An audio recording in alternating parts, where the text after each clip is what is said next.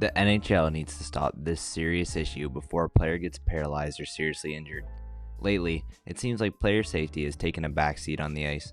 More and more frequently, we keep seeing dangerous hits and plays that keep taking place on the ice, and it is an issue that needs to be stopped before someone gets seriously injured or even killed. During high-intensity games, such as in the playoffs, officials often turn a blind eye to dangerous plays, letting players get away with very reckless behavior. And who pays the price? The players themselves on the ice. It's one thing for the refs to not call anything on these reckless plays, but it's another for the Department of Player Safety to not hand out any discipline for any of these actions. One of the most concerning aspects is the increase of players that keep getting hit from behind. In these situations, the risk of head and neck injuries skyrocket significantly. Yet, even though these hits keep happening frequently, we rarely see suspensions or fine handed out, leaving the victims that get hurt in these plays feeling even more vulnerable and unprotected. It's disheartening to see injured players being forced to leave the game without any repercussions for those that are responsible for hurting them. The lack of punishment not only jeopardizes their careers, but also sends a message to the players that player safety is not a priority. Players are growing increasingly frustrated as they feel their safety is being ignored. Instead of focusing on skill and strategy, they must constantly be on guard for potential injury, further jeopardizing the quality of the game. Lately, we've seen incidents like this happen a lot between Nick Cousins and Ryan Hartman. Just in the last month alone, Nick Cousins have had two different plays where he should have been suspended or at least fined or at least given some type of lookout by the Department of Player Safety, but yet it was entirely ignored. First, we had the game versus the Columbus Blue Jackets, wherever he boarded Erik Gudbranson into the boards and then proceeded to turtle and not fight against Erik Gudbranson, even though he clearly boarded him for no reason. And then we just recently saw him do it again, where he boarded Juuso Valimaki for the Arizona Coyotes, and then he got boarded by Jason Zucker and then went down like he just got shot on the ice. Nick Cousins is a big menace right now, and it's something that needs to be stopped.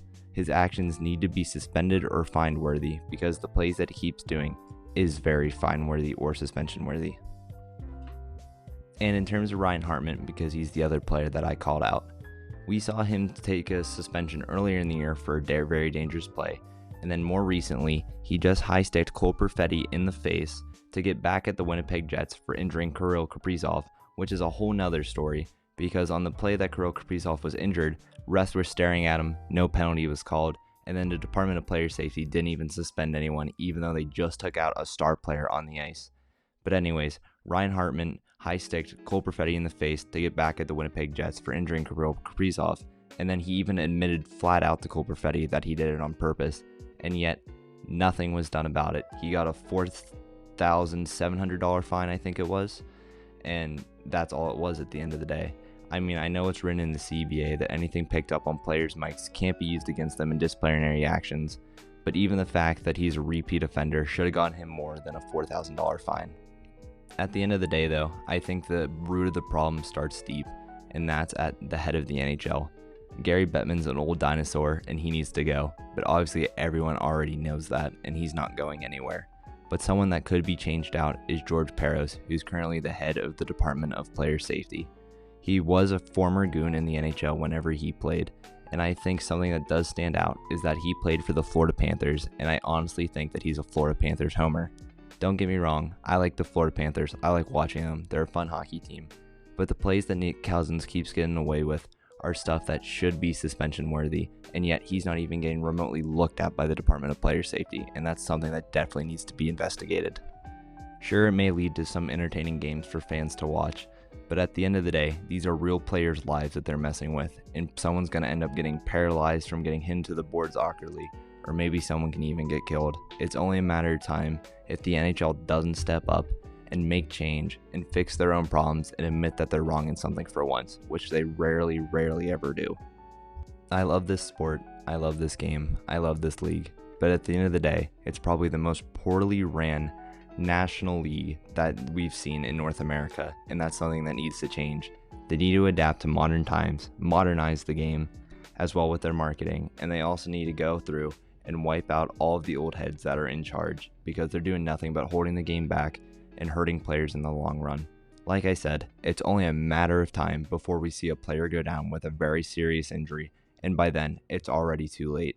Gary Bettman refuses that there's any connection between hockey and CTE, which is a neurological disorder that happens after repeated brain contact.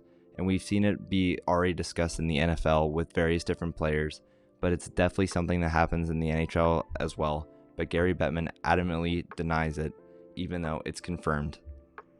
These old heads need to go, and we need to see real change in the NHL for issues like this to get better. Hopefully George Parros is able to get a job somewhere else, but he should not be the head of Department of Player Safety because he is not doing a very good job at his job overall of keeping the players safe. And at the end of the day, that's what matters most. These players aren't just people on the ice playing hockey. They have families outside of that, and they deserve to be able to spend time with their families after they retire. But as it currently stands, that's up in jeopardy if player safety isn't going to be taken seriously. On top of the Department of Player Safety, the NHL must also take immediate action to address the issue of officiating. Officiating standards need to be enforced consistently, and penalties must match the severity of the offense, and players who put others at risk should face serious consequences. Officiating has been something that's long been talked about because it doesn't stay consistent from game to game, and that's something that needs to change. The NHL needs a big overhaul in terms of calling penalties, Department of Player Safety, and a bunch of other stuff that takes place, but I'm sure you already know the issues if you're watching this video because you're a hockey fan. But I want to know your opinion on all this, so go ahead and leave it in the comments below what you think about all the issues with player safety lately.